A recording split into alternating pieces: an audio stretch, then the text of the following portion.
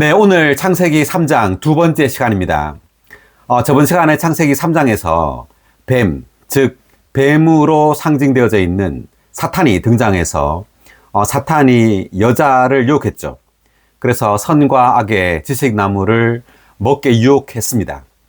그래서 결국은 아담과 하와는 선과 악의 지식나무를 먹었습니다. 자, 이 나무, 지식나무는 사탄 자신을 상징하는 나무입니다. 그러므로 아담과 하와가 이 나무 열매를 먹음으로 사탄이라는 존재를 그 안으로 받아들인 것입니다. 그럴 때 이제 벌거벗게 되었죠. 벌거벗게 되었다는 말은 무슨 말이냐면 사람이 창조될 때 이 몸은 순수한 몸이었습니다. 그렇지만 이제 지식나무를 먹음으로 이제 이 몸은 벌거벗은 몸, 즉 죄의 몸이 되었다는 것을 상징하는 겁니다. 아멘. 이제 사탄으로 조성된, 사탄으로 체현된 몸이 된 거죠. 이것이 바로 벌거벗은 몸, 그 죄인을 상징합니다. 이제 죄인으로서 이 아담과 하와는 그 여호와의 임재를 피했습니다. 그러므로 여호와 하나님께서 처음으로 아담에게 한 말이 3장 9절에 보면 너 어디 있느냐? Where are you? 라고 말했습니다. 자, 이것은 사람이 타락함으로 인하여 여호와의 임재를 벗어나게 되었다. 즉 하나님 안에서 하나님 바깥으로 이제 벗어나게 되었다는 것을 의미합니다. 그 생명은 우리를 하나님 안으로 우리를 이끌지만 지식은 우리를 하나님 바깥으로 이끈다는 거죠. 그래서 Where are you? 라는 이 질문은 굉장히 중요한 계시를 가지고 있습니다. 우리가 주님의 생명을 누린다면 우리는 하나님 안에 있게 되죠. 그렇지만 주님의 생명을 누리지 않는다면 우리는 하나님 바깥에서 우리의 지식을 따라서 우리의 다만 옳고 그름을 따라서 우리의 기준에서 선악을 따라 살게 되겠죠. 그래서 선을 따라서 우리가 산다 하더라도 여전히 그것은 하나님 바깥에 있는 것입니다.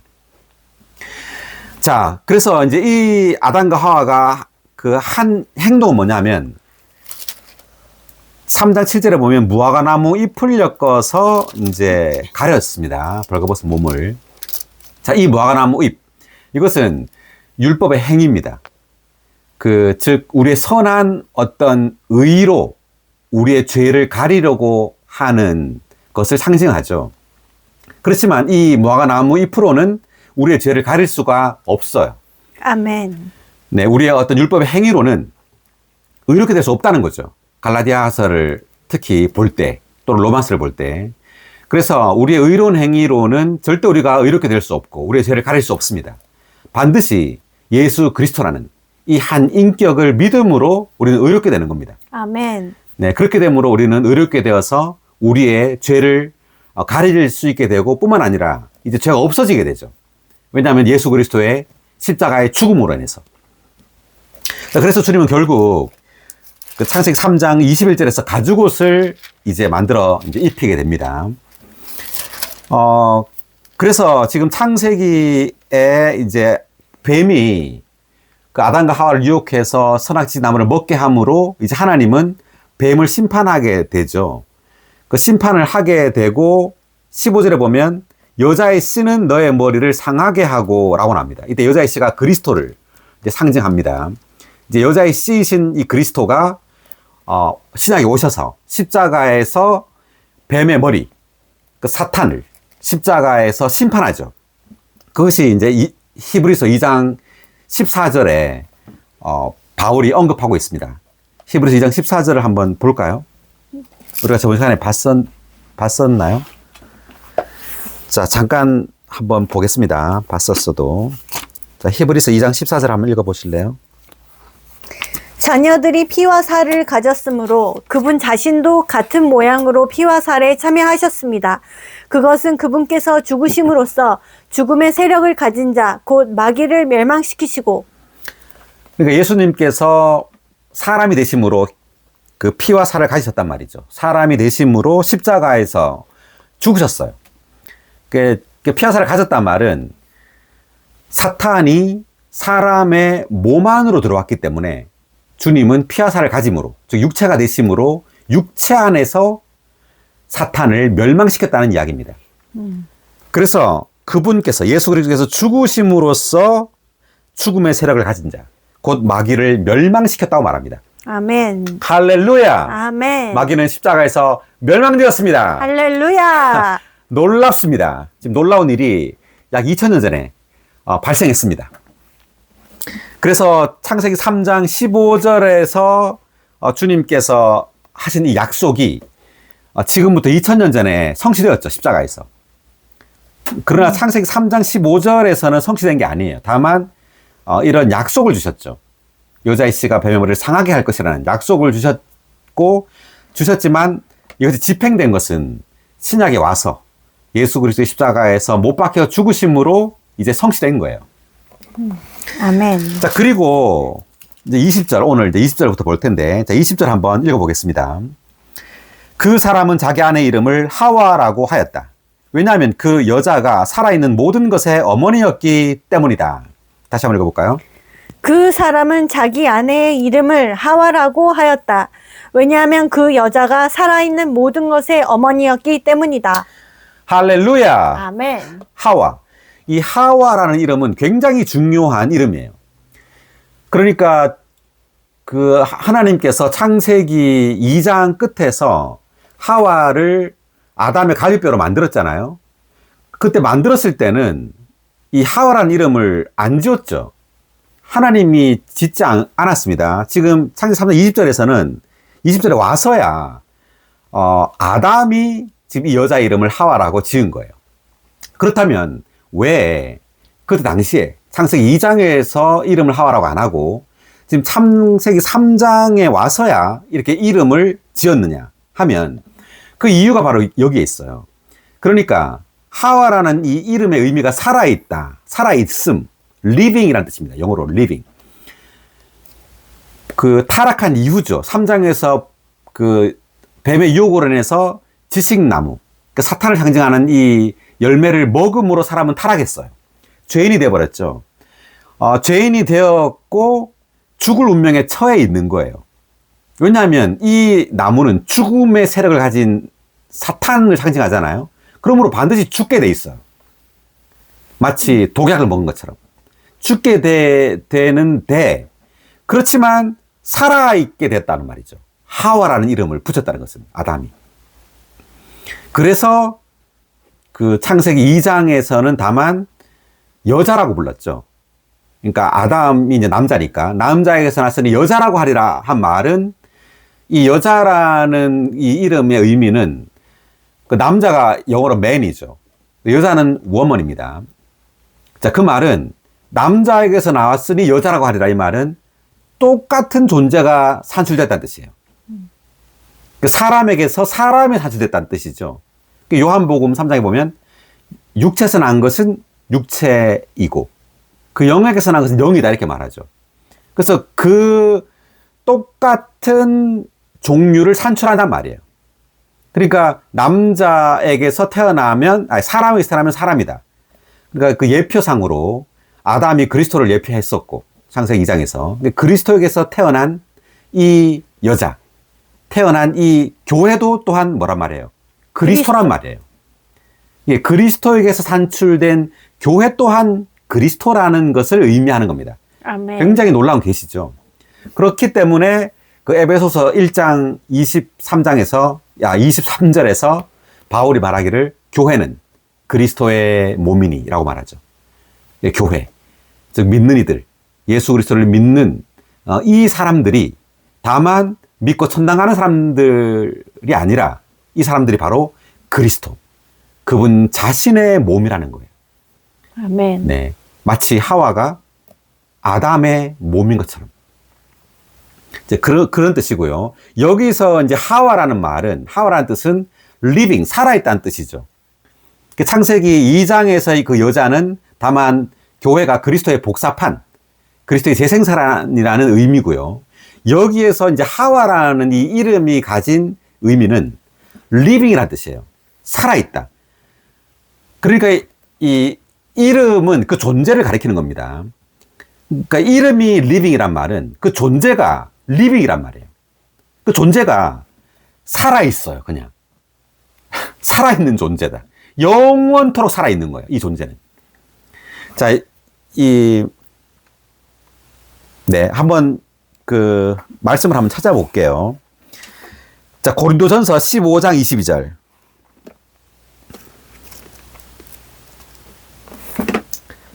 15장 22절.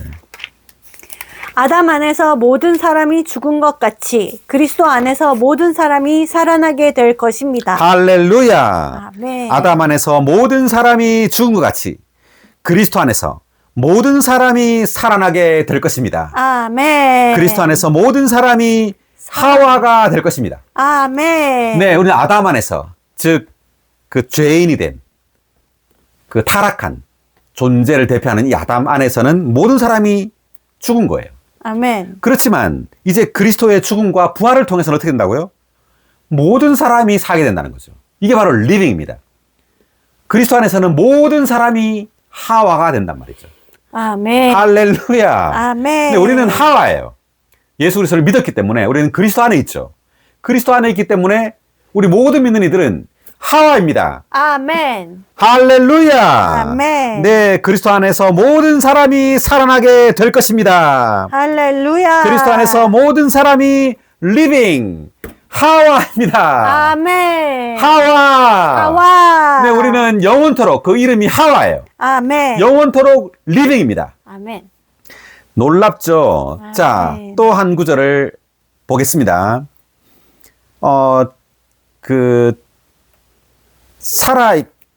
제가 적어놨었는데, 각주 먼저 읽어보겠습니다. 창세기 3장 20절에 하와에 대한 각주, 1번 각주. 살아있음이라는 뜻이다. 3장 15절에서 여자의 씨가 뱀을 멸망시킬 것이라고 말씀하신 하나님의 기쁜 소식은 성경 전체에서 복음이 선포된 첫 번째 사례이다. 아담은 이 기쁜 소식을 들은 후에 자신과 하와가 죽지 않고 살 것임을 믿었다. 여기 보세요. 3장 15절에서 여자의 씨가 뱀을 멸망시킬 것이라고 말씀하셨죠, 하나님께서. 자, 이것을 믿은 거예요.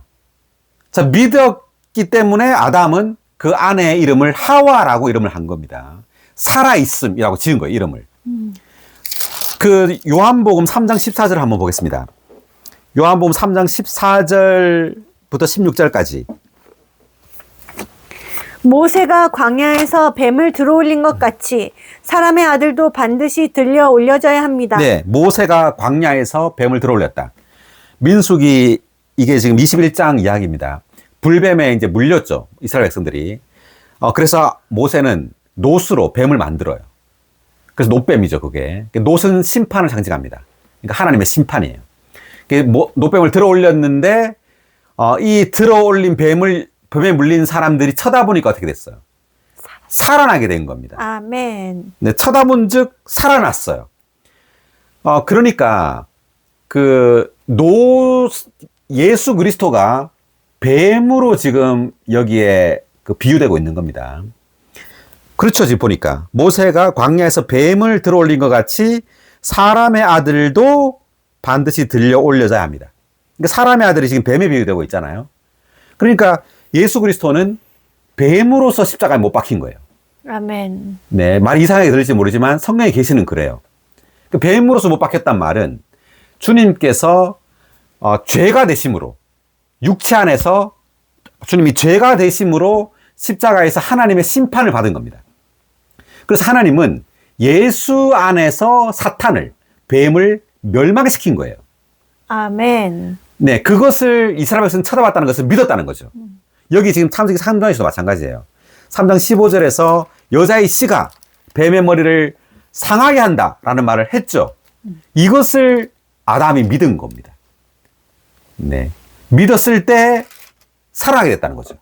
하와라고 이름을 지은 거예요. 아멘. 그래서 그 민수기의 21장에서 놋뱀을 들어 올렸을 때 이제 예수 그리스도께서 십자가에서 뱀의 머리를 상하겠다는 거죠. 예, 십자가에서 놋뱀으로 죽으심으로 하나님이 예수 그리스도 안에서 사탄을 심판한 거예요. 아멘. 심판함으로 뱀의 머리는 박살나게 된 겁니다. 아멘. 네, 뱀이 멸망당한 거죠. 이것을 이제 믿음으로 영원한 생명을 얻게 되는 거예요. 자, 여기 보세요. 14절 방금 읽었고, 이제 15절 읽어보실래요? 요한복음 3장 15절. 이것은 그분을 믿는 사람마다 영원한 생명을 얻도록 하려는 것입니다. 네, 이것은 그분을 믿는 사람마다 노뱀이신 그리스도를 십자가에서 노뱀으로 십자가에 못 박히신 그리스도를 믿는 사람마다 영원한 생명을 얻는다. 그래서 이 하와는 바로 영원한 생명을 얻은 사람들이에요. 아멘. 우리가 하와죠.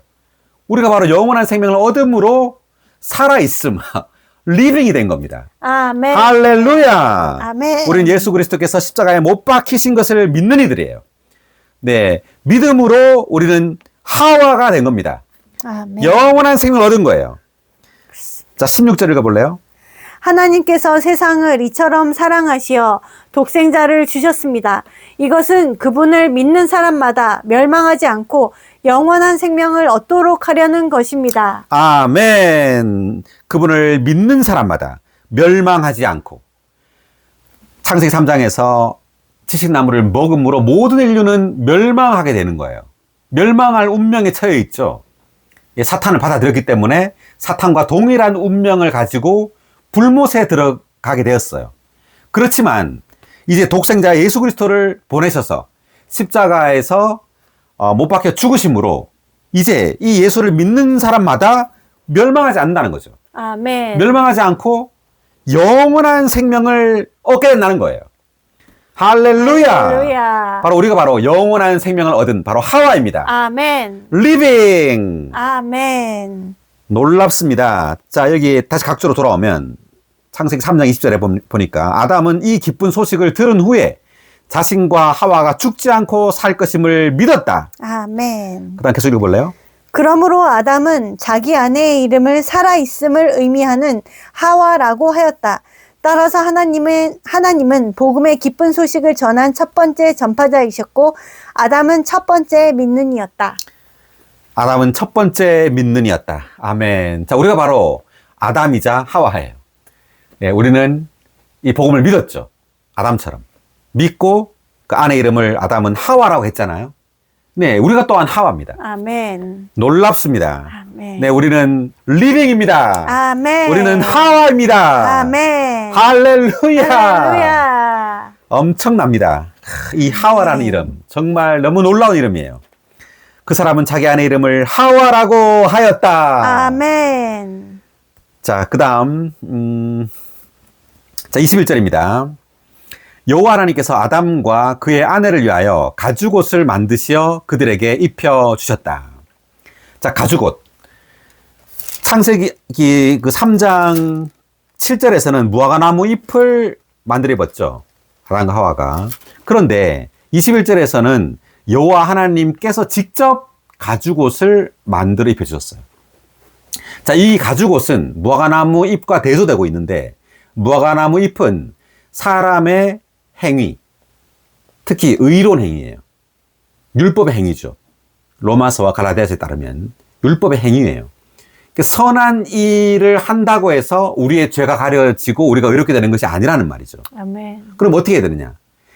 여호와 하나님께서 입혀주신 이 가죽옷을 입어야 돼요. 아멘. 이게 왜 가죽일까? 이 가죽이라는 말은 동물에게만 있잖아요. 가죽은.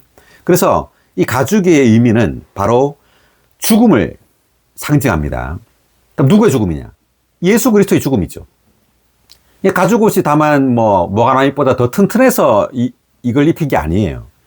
그런 의미가 아니라 영적인 의미가 있는 겁니다. 영적인 의미는 이 가죽이라는 말은 바로 하나님의 어린 양이신 예수 그리스도께서 십자가에서 우리의 죄를 위하여 죽었다는 것을 의미해요. 아멘. 네. 죽음을 통해서 우리는 살아나게 된 거예요. 하와가 된 거예요. 그리고 이 옷은 또한 그리스도, 그분 자신을 상징합니다. 아멘. 또는 그분의 생명을 상징하죠. 그래서 신약에서 갈라디아 3장 27절을 보면 볼까요? 3장 27절.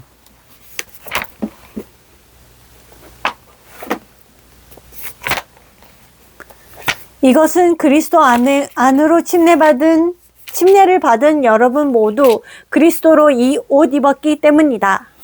입니다.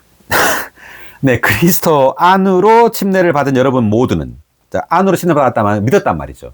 예수 그리스도를 믿음으로 우리는 그리스도 안으로 침례받게 되는 거예요. 영적인 침례죠. 우리가 마태복음 28장에 보면 아버지 아들과 성령의 이름 안으로 침례를 받고라고 나오잖아요. 침례를 주고. 그러니까 아버지 아들 성령의 이름 안으로. 즉 신성한 삼일성. 삼일 하나님의 인격 안으로 믿어 들어간다는 뜻이에요.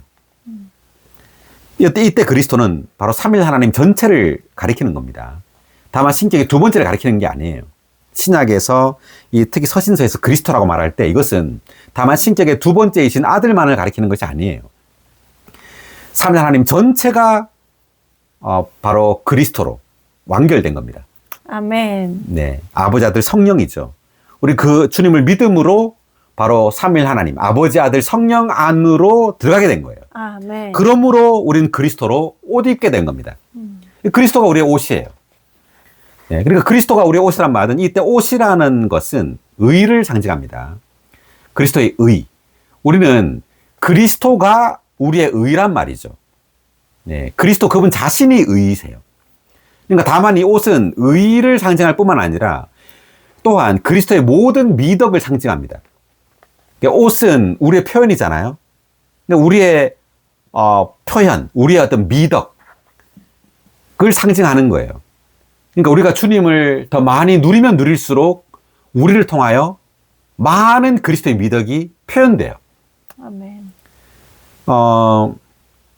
자, 한 구절 더 볼게요. 예레미야 23장 6절.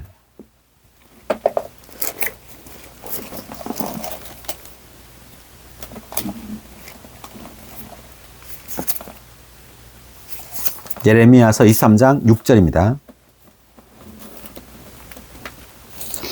그의 날에 유다가 구원을 받고 이스라엘이 안전하게 거주하며 그가 여호와 우리의 의라 불리리니 이것이 그의 이름이라. 네. 그러니까 여호와 우리의 의라고 말하죠. 다시 말하면 여호와 그분 자신이 바로 우리의 의란 말이에요. 아멘. 근데 우리가 의로운 행동을 함으로 이렇게 되는 것이 아니라 여호와 그분 자신이 우리의 의가 되는 거예요. 할렐루야. 할렐루야. 아멘. 네, 우리는 다만 예수 그리스도를 믿음으로 예수 그리스도가 바로 우리의 의가 되는 겁니다. 아멘. 예수 그리스도가 바로 우리의 옷이에요. 그러니까 이때 여호와, 예수 그리스도, 예수님이 바로 여호와죠. 예수 그리스도가 바로 여호와가 사람 되신 분이세요. 네. 그러니까 신약에서 이제 여호와 하나님은 사람이 되어 성신되어 이 땅에 오셨잖아요. 이제 그분이 바로 우리의 의이세요. 아멘. 그분이 우리의 온갖 미덕이십니다. 우리는 그분으로 매일매일 옷 입는 거예요. 다시 말하면 매일매일 그분으로 적셔지고 침투되고 조성됨으로 우리를 통해서 우리의 말과 행동과 모든 걸 통해서 그분의 미덕이 우리를 통해 표현되는 거죠. 할렐루야. 네. 여호와 우리의 의. 아멘. 오, 여호와께서 우리의 의이십니다. 아멘. 오, 오늘도 우리는 여호와 하나님을 누립니다. 아멘. 오, 여호와이신 예수 그리스도의 이름을 부릅니다. 아멘. 오, 주 예수 그리스도. 아멘. 오, 주의 이름을 부름으로 우리는 의로 옷 입습니다. 아멘. 당신이 우리의 옷이십니다. 할렐루야. 할렐루야. 오, 아멘. 우리의 가죽옷. 아멘. 네, 엄청납니다. 여호와 우리의 의. 자, 그다음 자, 그래서 가죽옷에 대한 각주가 이게 있는데 21의 1번 각주 읽어볼까요? 이것은 죄 있는 아담과 하와를 위해 대치물로 드려진 어린 양의 가죽일 것이다. 이 어린 양은 아담과 하와의 죄들이 용서되도록 하기 위해 피를 흘렸다. 이 어린 양이 죽은 것은 하나님의 어린 양이신 그리스도께서 우리를 대속하시기 위해 죽으신 것과 이와 함께 구속을 성취하시기 위해 보배로운 피를 흘리신 것을 미리 보여준다. 하나님은 이 일에 근거하여 믿는 죄인들을 의롭다고 하신다. 네. 그러니까 한면으로 예수 그리스도는 아까 이제 민수기에서 또 요한복음 3장 14절에서는 노뱀으로 예표가 되죠. 그러니까 그 십자가에서 주님은 뱀의 형체로 죽으셨어요. 왜? 육체 안에 있는 그 뱀, 사탄을 멸망시키기 위해서. 그러니까 하나님은 예수 안에서 사탄을 멸망시키신 거예요. 아멘. 히브리서 아까 우리가 그 2장 14절에 봤죠. 죽음의 세를 가진 자, 곧 마귀를 멸망시켰다 그러잖아요. 십자가에서. 자, 그리고 여기서 이제 어린 양이라고 말할 때 이것은 또 한면으로 줄이면 어린 양으로서 십자가에서 달리신 거예요. 피를 흘리셨죠. 우리를 대신해서 죽으신 거잖아요. 예, 한면으로 어린 양으로서 주님 십자가에 피 흘려 죽으심으로 우리의 죄를 용서하게 된 거죠. 자, 그 다음. 하나님께서 가죽 옷을 아담과 그의 아내에게 입혀주신 것은 하나님께서 그들의 믿음을 통하여 그들을 의롭다고 하신 것을 의미한다. 네, 그러니까 믿음을 통하여 그들을 의롭다고 하신 것을 의미한다라는 거죠. 그 다음. 이 옷은 하나님께 의롭게 되도록 우리를 덮으시는 하나님의 의이신 그리스도의 예표이다. 네, 하나님의 의이신 그리스도의 예표이다. 바로 그리스도가 바로 하나님의 의죠. 그 어디죠? 자, 로마서 한번 찾아보고 넘어가겠습니다. 로마 3장 23절인가요? 잠깐만. 자, 로마서 3장 21절. 그러나 이제는 율법과 상관없이 하나님의 의가 나타났습니다. 그것은 율법과 신원서를 통해 증언된 것입니다. 네, 율법과 상관없이 하나님의 의가 나타났다. 그 구약에서는 이 율법이 하나님의 의를 표현하는 거죠. 그래서 율법을 다 지키면 의롭다고 하는 거예요. 자, 그렇지만 신약에서는 바로 하나님의 의가 뭐죠? 예수 그리스도예요. 아멘. 네. 구약에는 십계명이 하나님의 의였다면 신약에서는 바로 한 인격인 예수 그리스도 그분 자신이 하나님의 의이세요. 아멘. 자, 22절 읽어볼까요? 곧 예수 그리스도를 믿음으로 말미암아 믿는 사람 모두에게 미치는 하나님의 의니 차별이 없습니다. 아멘. 아멘. 곧 예수 그리스도를 믿음으로. 그 말은 이 하나님의 의가 예수 그리스도란 말이에요. 그러니까 예수 그리스도를 믿음으로 모든 사람에게 미치는 하나님의 의다 말하죠. 그러니까 예수 그리스도를 믿음으로 하나님의 의가 모든 사람에게 미친다. 그 말이 바로 예수를 믿음으로 그리스도 그분 자신이 우리의 의가 된다는 뜻이에요. 아멘. 놀랍습니다. 그래서 신약의 이 놀라운 계시는 바로 예수 그리스도 그분 자신이 바로 하나님의 의라는 거죠. 아멘. 그래서 그분을 우리가 의로운 행동을 함으로 의롭게 되는 것이 아니라 하나님의 의이신 예수 그리스도를 믿음으로 우리는 의롭게 되는 겁니다. 할렐루야. 뭐라고요? 하나님의 의이신 예수 그리스도를 믿음으로 우리가 의롭게 된다. 네, 놀라운 계시예요. 많은 사람들은 특히 이제 도덕적인 사람들, 그 종교적인 사람들은 자신이 어떤 뛰어나다고 생각을 해요. 능력이 있다고 생각을 해요. 그래서 자신의 어떤 도덕으로, 자신의 율법의 행위로 의롭게 살려고 합니다. 어리석은 거예요. 절대 의롭게 될 수 없다는 거죠. 로마서에 따르면. 네, 모든 사람이 죄를 범했다고 말하잖아요. 그 로마 3장 20절에 보면 율법의 행위로는 그분 앞에 의롭게 될 육체가 없다라고 말해요. 율법으로는 죄를 분명히 알 뿐이다 이렇게 말하죠. 그러니까 율법은 사람이 지키라고 준 게 아니란 말이에요. 이게 그 말은 지킬 수가 없다는 거죠. 그럼 율법을 왜 줬느냐?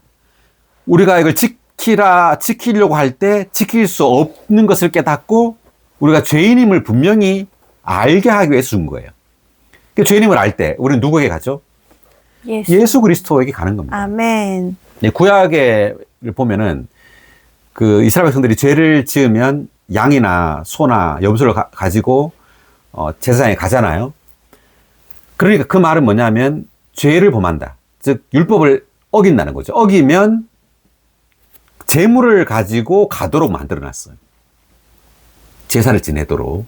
그래서 이제 율법을 준 이유가 바로 우리가 죄인임을 알고 그리스도에게 가게 하는 역할을 하는 거예요. 아멘. 그래서 그 도덕적인 그 율법은 십계명은 우리로 하여금 의식적인 율법으로 이끈다라고 말합니다. 그 말은 도덕적인 율법은 우리로 하여금 의식적인 율법, 즉 제사를 지내는 거 있잖아요. 그 성전에서의 어떤 제사, 여기로 이끈다는 거예요. 왜? 율법을 지킬 수 없기 때문에. 지킬 수 없는 십계명을 지키라고 하는 그 모든 사람은 어디로 가야 돼요? 다, 네, 성전으로 가야 돼요. 성막으로. 제물을 들고. 예, 그래서 이런 도덕적인 율법은 우리로 하여금 성전으로, 의식적인 율법으로 제사를 지내도록, 그리스도를 드리도록 우리를 안내한다는 거죠. 할렐루야. 아멘. 자, 그래서 지금 봤고요. 우리가 다 읽었나요? 아니죠. 이 옷은부터 다시 돌아와서 창세기 3장 21절 각주. 이 옷은 하나님께 의롭게 되도록 우리를 덮으시는 하나님의 의이신 그리스도의 예표이다. 가죽 옷은 하나님께서 만드신 것으로 아담이 무화과나무 잎을 엮어서 만든 허리 두루개를 대치하였다. 무화과나무 잎은 아담과 하와가 만드는 거예요. 그렇지만 가죽 옷은 하나님께서 만드신 거예요. 아멘. 네, 그래서 이 가죽 옷은 바로 그리스도 그분 자신이다. 네. 자, 그 다음에 20일에 2번 각주 입혀주셨다. 가죽 옷을. 이것도 한번 읽어보겠습니다. 참된 대치는 연합에 근거한다. 그러니까 옷을 입었다는 것은 가죽 옷과 입는 사람이 하나가 되었다는 것을 의미해요. 아멘. 따로따로가 아니라. 옷과 이 사람이 따로가 아니라 옷과 이 사람이 하나로 연합되었다는 것을 의미한다는 거죠. 예를 들면 이 사람이 사자 옷을 입었어요. 그럼 사자란 말이에요. 사자. 호랑이 옷을 입었다. 호랑이란 말이죠. 그 말입니다. 우리가 그리스도를 입었잖아요. 그럼 우리가 뭐예요? 그리스도란 말이에요. 그래서 교회는 놀라운 존재예요. 교회는 다만 주님을 믿고 천당 가는 사람들만이 아니라 이 교회는요, 그리스도 그분 자신이에요. 아멘. 교회는 그리스도의 몸이에요. 그리스도 그분 자신의 몸이라는 거죠. 할렐루야. 아멘. 그래서 참된 대치는 연합에 근거한다. 계속. 하나님께서 어린 양의 가죽으로 만드신 옷을 아담에게 입혀주셨을 때 아담은 어린 양과 하나 되었다. 이와 같이 죄인은 대치물과 하나 되었다. 이것이 연합이다. 연합은 대치를 효과 있게 한다. 네. 그러니까 죄인은 대치물과 하나 되었다. 그러니까 죄인은 대치물이신 그리스도와 하나가 되었단 말이죠. 예, 죄인과 그리스도는 하나입니다. 아멘. 그 다음. 우리가 복음을 믿을 때 그리스도께서 우리를 덮는 의가 되셨으며 우리는 그리스도 안에 넣어져 그리스도와 하나가 되었다. 우리가 그리스도와 하나이기 때문에 그분께서 십자가에서 성취하신 모든 것은 우리의 것이 된다. 아멘. 네, 우리가 그리스도와 하나이기 때문에 그리스도께서 성취하신 모든 것이 우리의 것이에요. 아멘. 예, 그리스도께서 십자가에서 죽고 부활하여 성취한 그 모든 것이 바로 우리의 것입니다. 아멘. 자, 그 다음. 그래서 우리가 그걸 누릴 수 있는 거예요. 그 성취를. 그 다음. 예수 그리스도를 믿는 것은 그분과 하나 되는 것이며 그분과 연합되는 것이다. 이러한 연합 안에서 그리스도의 온 존재와 그분께서 소유하신 모든 것과 그분께서 이루신 모든 것과 앞으로 이루실 모든 것 그리고 그분께서 도달하시고 획득하신 모든 것이 우리의 것이다. 우리의 것이다. 아멘. 네, 그래서 우리는 매일매일 그리스도를 누려야 합니다. 왜? 그분께서 성취하시고 도달하신 그 모든 것이 우리의 것이니까. 이미 그리스도는 우리와 연합되었어요. 우리는 그리스도를 옷 입었죠. 믿음을 통해서. 이제 우리는 이 그리스도를 매일매일 누려야 돼요. 아멘. 네, 그분의 존재와 그분이 성취하신 그 구속과 그리고 그분의 생명과 그 모든 풍성을 매일매일 누리는 겁니다.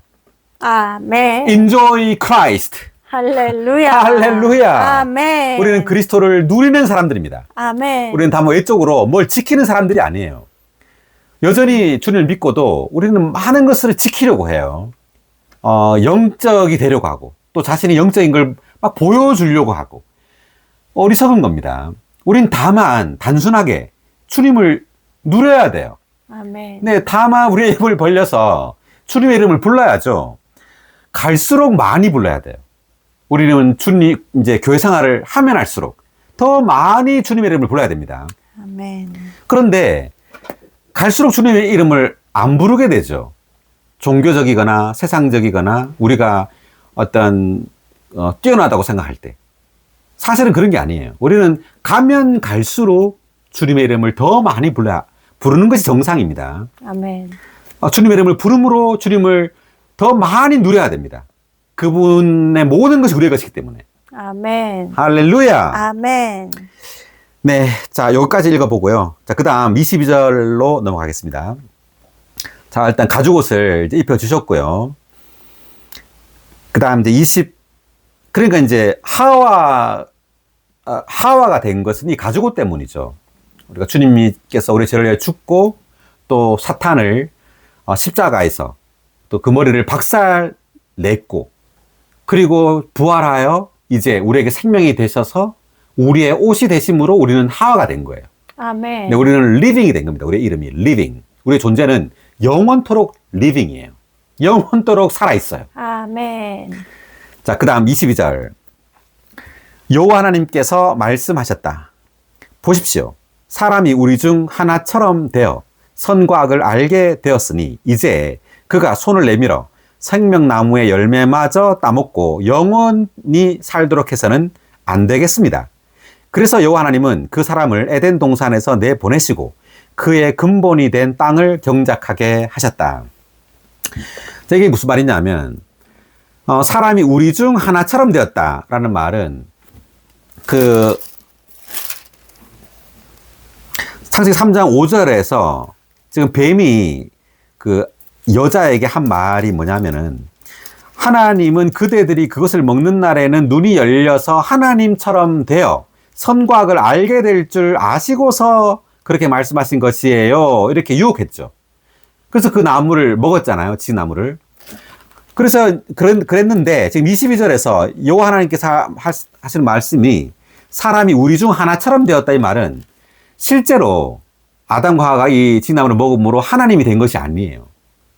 하나처럼 됐단 말은 스스로 머리의 위치를 취했단 말이에요. 스스로 하나님이 되었단 말입니다. 그래서 스스로 선과 악을 판단하게 됐단 말이에요. 하나님이 없이.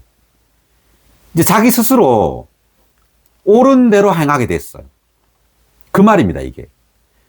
그래서 인류의 타락은 주님을 머리로 취하지 않고, 즉 주님을 생명으로 취하지 않고 자기 스스로 선과 악을 판단하는 거예요. 그래서 선을 택하겠죠. 옳은 걸 택할 거예요. 그렇지만 그것이 옳은 것이 아니에요. 생명만이 옳은 겁니다. 오직 하나님만이 선이에요. 오직 하나님의 생명만이 선이라는 걸 알아야 합니다. 우리가 하나님 안에서 어떤 것을 행하든 그것은 선이에요. 그렇지만 하나님 바깥에서 어떤 선한 일을 하든 그것은 다 악이에요. 아멘. 그래서 주님께서 그 지식나무를 아담과 먹고 난 다음에 첫 마디가 바로 너 어디 있느냐 하잖아요. 그죠? 너 어디 있느냐? Where are you? 하나님 안에 있어야 되는데 하나님 바깥에 있게 됐다는 말이죠. 그래서 하나님 바깥에서 스스로 하는 그 모든 선, 그 모든 악은 다 사탄에게 속한 겁니다. 굉장히 중요한 거예요. 그래서 우리는 선을 행하려고 노력하지 말고 영적인 일을 하려고 노력하지 말고 다만 하나님 안에 있어야 합니다. 다만 생명을 접촉해야 돼요. 아멘. 생명을 접촉함으로 하나님의 임재 안에 있으면 돼요. 하나님의 임재 안에 있을 때 우리가 무엇을 하든 그것은 선이 될 거예요. 자, 그래서 하나님이 이제 그렇게 말을 했어요. 자, 했는데 22절에 1번 각절 한번 읽어볼까요? 비록 아담과 하와에게 얘기된 구속이 있었지만 아직 그리스도께서 십자가에서 성취하신 실질적인 구속은 없었다. 네. 가죽옷을 지어 입혀 주셨지만 이제 실질적으로 주님께서 십자가에 못 박혀 죽고 부활해야 되죠. 그것은 이제 신약에 와서야 그 일이 성취된다는 말이에요. 계속. 그러므로 그들의 본성 안에는 여전히 죄가 있었다. 만일 아담과 하와가 그러한 상태에서 생명나무의 열매를 먹었다면 그들은 죄의 본성을 지닌 채 영원히 살게 되었을 것이다. 하나님은 그것을 허락하지 않으셨다.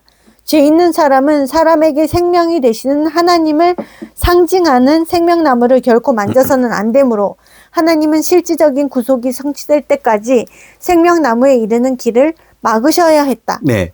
그러니까 실질적인 구속, 즉 예수 그리스도의 죽음이에요. 예수 그리스도께서 우리의 죄를 위하여 십자가에 못 박혀 죽으신 다음에야 비로소 사람은 생명나무에 갈 수 있단 말이죠. 자, 그 다음. 일단 실질적인 구속이 완성되어 사람의 죄가 없어지고 사람의 죄의 본성이 끝난 다음에는 생명나무에 나아가는 것이 다시 가능하게 된다. 네, 생명나무. 자, 이 생명나무는 우리가 저번에도 말했지만 생명나무는 바로 하나님 자신이에요.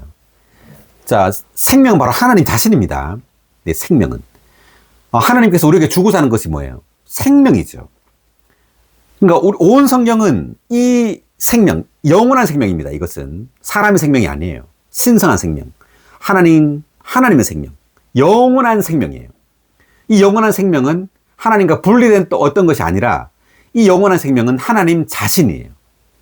하나님 자신을 우리에게 주고자 하는 겁니다. 굉장히 놀라운 주님은 어떤 계획과 그런 목표를 가지고 있어요. 상상도 못하는 그런 계획이죠. 다만 사람을 하나님 형상대로 만들어 놓고 좋은 에덴 동산에 이렇게 행복하게 살도록 하는 것이 목적이 아니에요. 하나님의 목적은 하나님 그분 자신의 생명, 그분 자신을 사람 안에 역사에 넣는 거예요.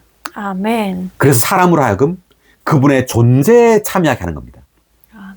어떤 좋은 장소에, 좋은 천당에 참여하게 하는 것이 아니라 하나님이라는 그 존재에 참여하게 하는 거예요. 아멘. 그걸 위해서 하나님은 그분의 생명을 주시는 겁니다.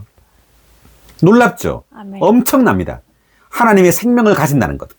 영원한 생명을 우리가 얻는다는 것은 엄청난 일이에요.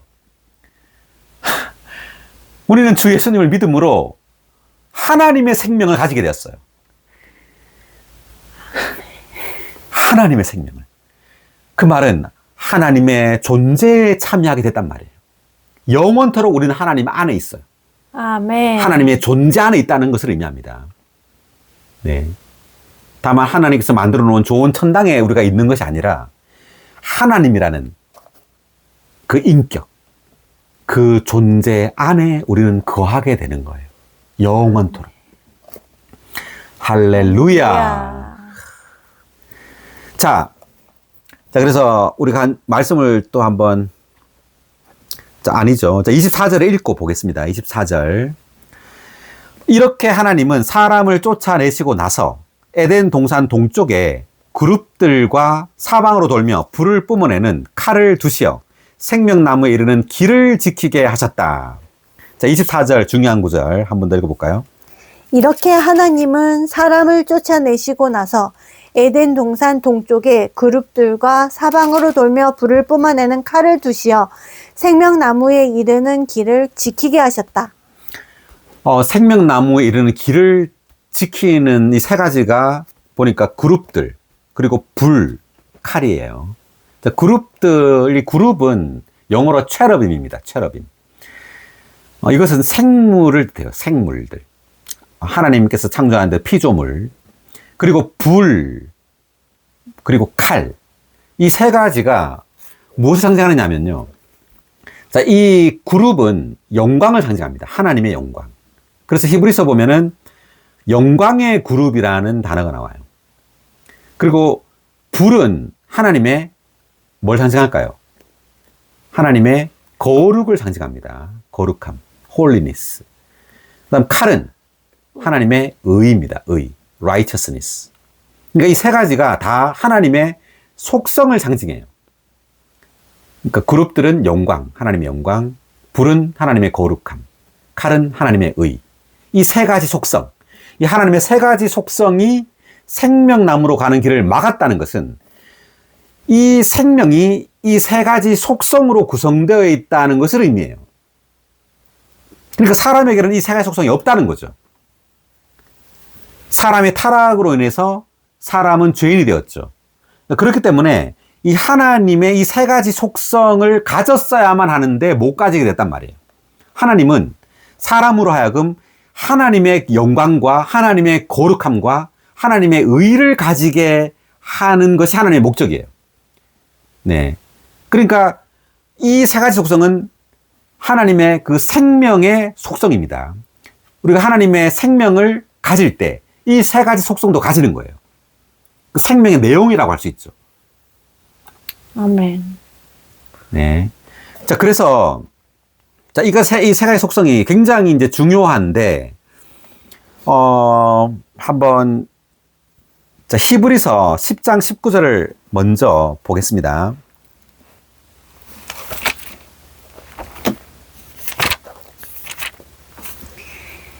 그러므로 형제님들 우리가 예수님의 피로 말미암아 담대하게 지성소에 들어가게 되었습니다. 네, 형제님들, 우리가 예수님의 피로 말미암아 담대하게 지성소에 들어가게 됐단 말이죠. 지금 창세기를 우리가 하고 있지만, 출애굽기에는 성막이 완성되죠. 그 성막은 세 부분으로 되어 있는데, 바깥들과 성소와 지성소예요. 그 지성소에 하나님이 계셨죠. 이 지성소에 하나님이 계셨는데, 지성소에는 언약궤가 있었어요. 자, 언약궤 속에 세 가지가 들어있었는데 뭘까요? 자, 첫 번째는 쌍난 지팡입니다. 쌍난 막대기. 아론의 쌍난 막대기. 자, 이것은 부활 생명이신 그리스도를 상징합니다. 부활 생명. 그러니까 죽은 막대기에 싹이 나잖아요. 그러니까 아몬드 열매까지 났습니다. 그리고 두 번째가 그 십계명, 돌판이죠. 네, 십계명 돌판. 자, 이것은 생명의 법이신 그리스도예요. 생명의 법이신 그리스도. 그리고 세 번째가 금항아리 안에 있는 만나입니다. 자, 이것은 생명의 떡이신 그리스도예요. 생명의 떡. 그러니까 언약궤 안에 있는 이 세 가지가 다 생명이신 하나님을 상징하는 거예요. 다 생명이죠. 부활 생명, 그리고 또 뭐예요? 생명의 법, 그리고 생명 공급, 만나, 생명의 떡, 전부 생명입니다. 그러니까 지성소 안에 있는 이 세 가지가 의미하는 것은 바로 이 하나님께서 생명의 하나님이라는 것을 의미하는 거예요. 생명나무죠, 그러니까. 그러니까 출애굽기에서는 이것이 지성소고, 창세기에서는 이 생명나무입니다. 다 하나님이에요. 그러니까 히브리서 10장 19절에서 예수님의 피로 말미암아 지성소에 들어가게 되었다. 창세기에서는 생명나무에 들어가는 거잖아요. 그러니까 지성소와 여기 창세기 생명나무는 똑같은 거예요. 똑같이 하나님을 상징하는 거예요. 그런데 어떻게 들어가게 되냐면 예수님의 피로 들어가게 됐단 말하죠. 그러니까 예수님의 피가 이 그룹 불 칼이라는 이 요구를 이룬 거예요. 이것을 통과할 수 있는 것이 예수님의 피예요. 아멘. 그럼 예수님의 피가 왜 이 요구를 이뤘느냐 하면, 사람은 영광과 거룩과 의가 없잖아요. 그렇기 때문에 반드시 죽어야 돼요. 통과할 수가 없어요. 그런데 예수님이 죽었죠. 십자가 박혀 피 흘려 죽음으로 이 요구를 이루었다는 말이에요. 다시 말하면 죽음이 이걸 이루었단 말이에요. 자, 여기 각줄 한번 그 히브리서 방금 읽은 19의 1번 말고요. 20절을 한번 읽고 보겠습니다. 예수님은 휘장, 곧 그분의 육체를 통해서 우리를 위하여 새롭고 살아있는 길을 열어놓으셨습니다. 네, 예수님은 휘장, 곧 그분의 육체를 통해서 우리를 위하여 새롭고 살아있는 길을 열어놓으셨다. 이 말은 예수님께서 십자가에서 죽으셨잖아요. 죽으심으로, 피 흘려 죽으심으로 휘장이 찢어졌어요. 마태복음 그 마지막 그 장에 보면 휘장이 찢어짐으로, 이 휘장이 곧 예수님의 육체를 상징한단 말이죠. 육체가 찢어짐으로 휘장이 찢어졌다. 그러므로 지성소로 가는 그 길이 열렸다는 말이죠. 새롭게 살아있는 길이 열렸다, 이 말이에요. 자, 그에 대한 각주를 21번 휘장에 대한 각주를 읽어볼까요? 이것은 성막 안에 있는 둘째 휘장이며 그리스도의 육체를 상징한다. 네, 성막 안에 있는 둘째 휘장. 지성소와 성소를 가로막는 그 둘째 휘장이 찢어졌습니다. 이것이 바로 예수님의 육체를 상징한단 말이에요. 그 다음. 그리스도의 육체가 십자가에 못 박혔을 때 이 휘장은 갈라졌으며 생명나무로 상징되신 하나님에게서 멀리 떠나 있던 우리를 위해 길이 열렸다. 네, 길이 열렸어요. 휘장이 찢어졌죠. 그러므로 이제 성소에서 지성소로 들어갈 수 있게 되었단 말이에요. 또 다르게 말한다면 지성소와 성소를 구분하는 가로막는 휘장이 찢어졌으니까 성소와 지성소의 구분이 없어졌죠. 네. 예, 그러므로 성소도 지성소가 된 거예요. 그러니까 예표적으로 말한다면 성소가 사람이라면 지성소는 하나님이에요. 하나님과 사람이 뭐가 됐다고요? 하나가 되었다는 것을 의미합니다. 굉장히 놀라운 어떤 그림을 보여주고 있어요. 휘장이 찢어짐으로 지성소와 성소가 구분이 없어졌다. 즉 하나님과 사람이 완전히 연합되었다. 하나가 된 거예요. 그 다음 그러므로 우리는 지성소 안에 들어가서 하나님을 접촉하고 그분을 생명나무로 누릴 수 있게 되었다. 이것은 우리의 옛사람이 그리스도와 함께 십자가에 못 박혔기 때문에 우리의 영 안에서 생명과 생명 공급이 되시는 하나님을 접촉하고 누릴 수 있는 열린 길을 갖게 되었다는 것을 암시한다. 아멘. 자, 그래서 주님의 죽음에 의해서 이제 그 생명나무로 가는 새롭고 살아있는 길이 열렸단 말이죠. 네, 여기 아멘. 지금 히브리서에서는 이렇게 이제 표현했습니다. 그 다음, 다시 돌아와서 창세기 3장 24절에서 그 그룹, 불, 칼, 이 세 가지에 대한 각주, 24, 1번 각주 읽어볼까요?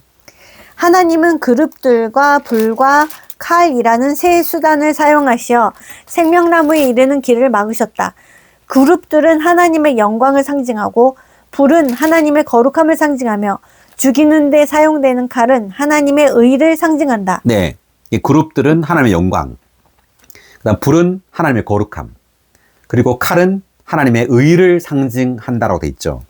계속 하나님의 이러한 속성들은 죄 있는 사람에게 주어진 요구 사항들이다. 네, 이것이 세 가지 속성이에요. 하나님의 세 가지 속성. 이것이 죄 있는 사람에게 주어진 요구 사항들이다. 이 말은 죄 있는 사람이 결국은 이 하나님의 세 가지 속성을 어떻게 해요?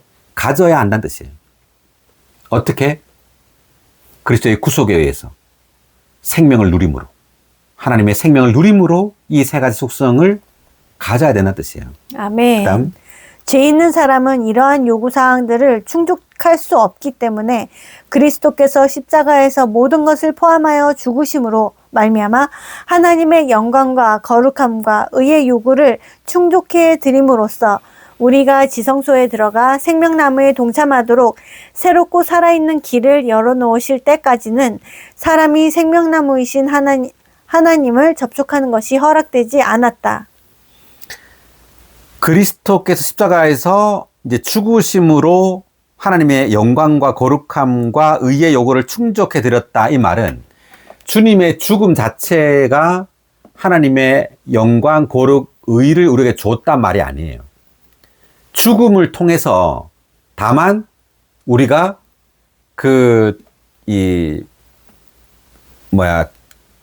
생명나무로 들어갈 수 있게 된다는 뜻이에요. 생명나무를 접촉함으로 이제 영광과 거룩과 의를 가지게 된단 말이죠. 우리가 그 고린도 전서 1장 30절을 한번 보겠습니다.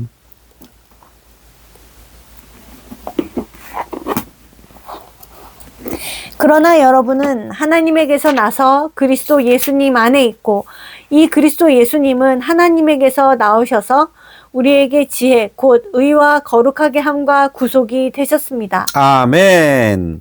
자, 굉장히 중요한 구절인데 그리스도 예수님은 하나님에게서 나오셔서 우리에게 지혜 곧 의와 거룩하게 함과 구속이 되셨다 이렇게 말하죠. 그리스도가 이 세 가지 속성이 되었단 말이죠. 그러니까 그리스도의 생명이 또는 그리스도 그분 자신이 우리에게 의와 거룩하게 함과 구속이 된단 말이에요. 이 세 가지 속성. 지금 창세기 3장에 나온 그룹, 불, 칼, 의와 거룩과 영광 똑같은 말이에요. 그러니까 이때 구속, 고린도 전서에 나온 이 의, 거룩하게 함, 구속할 때 이 구속이 바로 영광이죠. 몸의 구속을 말하는 겁니다. 몸이 영광스럽게 되는 것이 이제 하나님의 구원의 완결이죠. 그래서 바울은 의와 거룩하게 함과 구속이라는 단어를 썼어요. 왜? 그러니까 이 의는 사람의 영에 해당한다면 거룩하게 하는 것은 사람의 혼을 계속해서 거룩하게 하죠. 또 마침내 사람의 몸까지 이 생명이 우리를 거룩하게 할 거예요. 그래서 결국은 사람의 영과 혼과 몸이 전부 다 구속받는다는 거죠. 네. 그러니까 전부 다 영광스럽게 되는 거예요. 영혼, 몸이 전부 다 하나님을 표현하고 하나님의 생명으로 가득 찬단 말이에요. 아멘. 그래서 여기 지금 고린도전서 1장 30절에 각주가 긴데 한번 읽어보겠습니다. 30의 2번 각주. 그리스도는 하나님에게서 나오셔서 우리에게 지혜가 되셨는데 그 지혜는 하나님의 구원 안에 있는 세 가지 중요한 것들이다. 1. 의, 우리의 과거를 위한 것이다. 이 의로 말미암아 우리는 하나님께 의롭게 되었는데 이것은 우리가 영 안에서 거듭나 신성한 생명을 받기 위한 것이다. 그러니까 의를 말할 때 이것은 우리의 과거를 위한 것이다. 이 말은 영 안에서 우리가 이제 거듭나서 신성한 생명을 받기 위해서 의롭게 됐다 이 말이죠. 아멘. 그래서 우리 영 안에서 의롭게 된 거예요. 그 다음 2번. 거룩하게 함, 우리의 현재를 위한 것이다. 우리는 이 거룩하게 함으로 말미암아 혼이 거룩하게 되어 가고 있다. 즉 그분의 신성한 생명으로 우리의 생각과 감정과 의지가 변화되고 있다. 네, 이제 거룩하게 함이라는 것은 지금 현재 우리는 이제 영 안에서 거듭났을 뿐 아니라 과거에 주님 믿음으로 이제 현재는 주님 오실 때까지 계속해서 변화되고 있죠. 계속해서 거룩하게 되고 있단 말이에요. 아멘. 네, 여기서 생각, 감정, 의지가 신성한 생명에 의해서 계속 변화되고 있는 거예요. 그 다음 3번. 구속, 우리의 미래를 위한 것이다. 즉 우리 몸의 구속이다.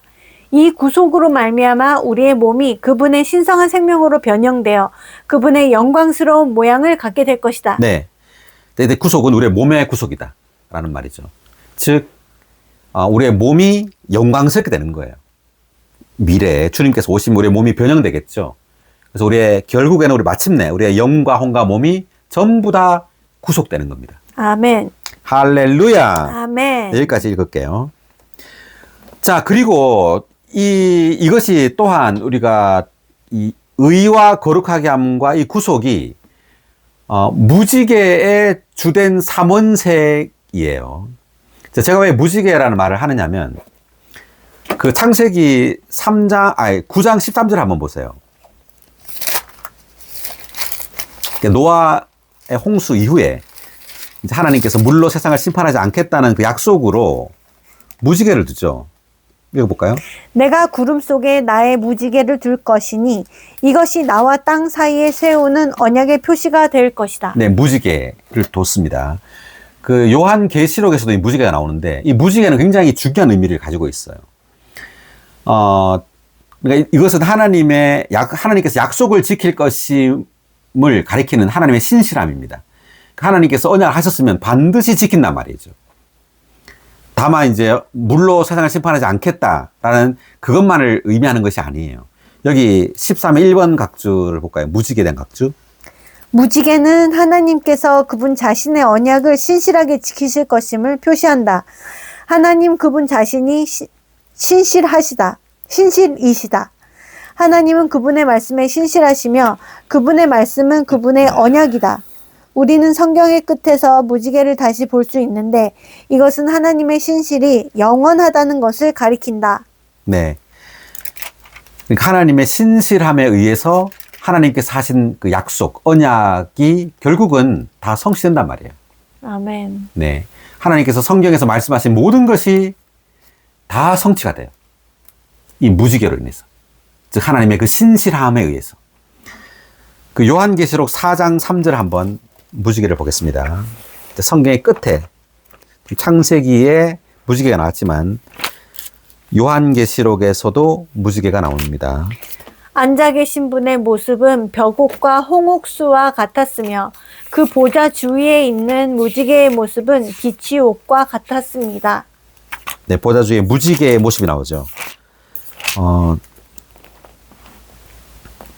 그 보좌 주위에 있는 무지개의 모습은 빛이 옷과 같았습니다. 라고 나옵니다.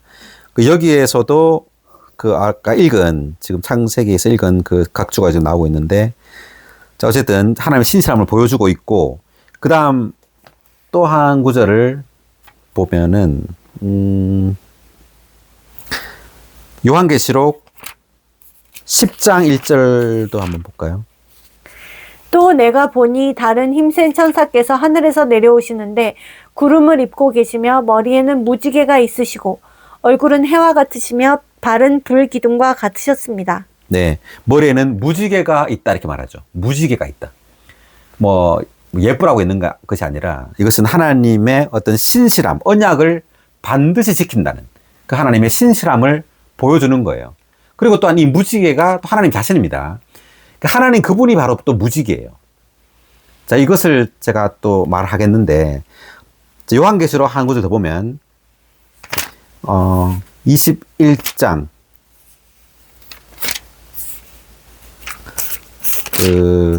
어디죠? 네, 21장 19절 볼까요? 그 성의 성벽의 기초는 각종 보석으로 단장되어 있었는데 첫째 기초는 벽옥이요, 둘째는 청옥이요, 셋째는 옥수요, 넷째는 비치옥이요, 다섯째는 홍마노요, 여섯째는 홍옥수요, 일곱째는 귀감난석이요, 여덟째는 녹주석이요, 아홉 번째는 황옥이요, 열째는 노곡수요, 11째는 풍신자석이요, 12째는 자수정이었습니다. 네. 그 성벽의 기초가 12개 보석으로 되어 있는데 이것이 다 무지개 색깔입니다. 여기 각주를 보면 19의 1번 각주에 그 두 번째 이 패러그래프를 제가 한번 읽어보면 12사도를 상징하는 기초인 12보석의 색깔은 다음과 같다. 첫째는 녹색, 그 다음 둘째, 셋째는 청색, 넷째는 녹색, 그 다음 뭐 홍색, 황색 이렇게 가지고 이 색들이 전부 다 12층은 무지개의 모습이라 이렇게 말합니다. 이 색깔들이 무지개의 색깔이래요. 이것은 그 성이 언약을 지키시는 하나님의 신실성 위에 건축되고 견고해지며 그 성의 기초 또한 믿을만하고 의지할 만하다는 것을 의미한다 이렇게 돼 있죠. 그래서 성벽의 기초가 12층으로 돼 있지만 이 층이 무지개의 색깔이라는 거예요. 자, 무지개 색깔인데 무지개의 주된 삼원색이 뭐죠? 빨강, 노랑, 초록. 예, 빨간색과 노란색과 파란색이에요. 그래서 이 의와 거룩함과 그리고 영광이, 자, 이 영광은 노란색입니다. 그리고 거룩은 빨강색이에요. 그리고 의는 파란색이에요. 그러니까 파랑, 빨강, 노랑으로 지금 이 속성이 구성되어 있는 겁니다. 그래서 결국은 우리가 무지개가 된단 말이에요. 우리가 바로 하나님의 의와 거룩함과 영광을 가지게 돼요. 그 고린도전서 우리가 아까 1장 3절에서 읽었죠. 그리스도께서 우리의 의와 거룩하게 함과 구속이 된다 그랬잖아요. 그리스도가 바로 우리의 무지개가 된단 말이에요. 아멘. 네, 무지개 주된 이 삼원색이 된단 말이죠. 어떻게? 바로 이 생명에 의해서, 그리스도의 이 생명에 의해서 그분의 이 신성한 세 가지 주된 속성인 이 무지개색인 의와 거룩하게 함과 영광이 된단 말이에요. 할렐루야. 아멘. 네, 제가 하여튼 이 긴 설명을 했는데 자, 마지막으로 추가적으로 이 설명을 또 하겠습니다. 우리가 창세기 2장과 3장을 제가 이제 비교를 해놨어요. 이 지금 카메라에 보이나? 이게? 네. 창세기 2장에서는 강이 흘렀습니다. 그 강이 흐를 때 세 가지 재료가 산출되었죠. 뭐죠? 금, 진주, 보석. 네, 금과 진주와 보석이에요. 금과 베들레헴과 만호 보석이라고 나오죠. 자, 창세기 3장에서는 세 가지의 하나님의 속성이 나와요. 그게 뭐냐면 그룹, 불, 칼입니다. 자, 이 그룹은 영광, 그리고 불은 거룩, 칼은 의. 자, 노란색, 빨간색, 파란색. 무지개 주된 삼원색이죠. 자, 그렇다면 창세기 2장의 이 세 가지 재료는 바로 신성한 삼일성에 의해서 흙인 사람이 보석으로 이렇게 변화된다는 것을 보여주고 있어요. 보석으로 금, 진주, 보석으로 변화됨으로 새 예루살렘으로 건축되죠. 창세기 2장에서는 이제 하와로 건축되는 거고, 이 하와가 바로 새 예루살렘이에요. 그리스도의 신부죠. 창세기 3장에서는 세 가지 속성이 나오죠. 그럼 이렇게 변화된다는 것은 결국 뭐냐 하면은 우리가 하나님의 이 세 가지 속성들로 변화되는 거예요. 생명을 누릴 때 우리는 하나님의 의와 거룩과 영광이라는 이러한 주된 속성을 가지게 된단 말이죠. 그래서 창세기 2장에서는 이러한 생명수의 강에 의한 귀한 보석으로의 변화가 나오고, 창세기 3장에서는 생명나무에 의해서, 신성한 생명에 의해서 우리는 이러한 세 가지의 하나님의 신성한 속성으로 변화된다. 속성을 가지게 된다는 것이 나오는 겁니다. 네, 오늘 좀 긴 설명을 했습니다. 자, 창세기 3장을 오늘 마치겠고요. 다음 시간에 창세기 4장을 하겠습니다. 네, 수고하셨습니다.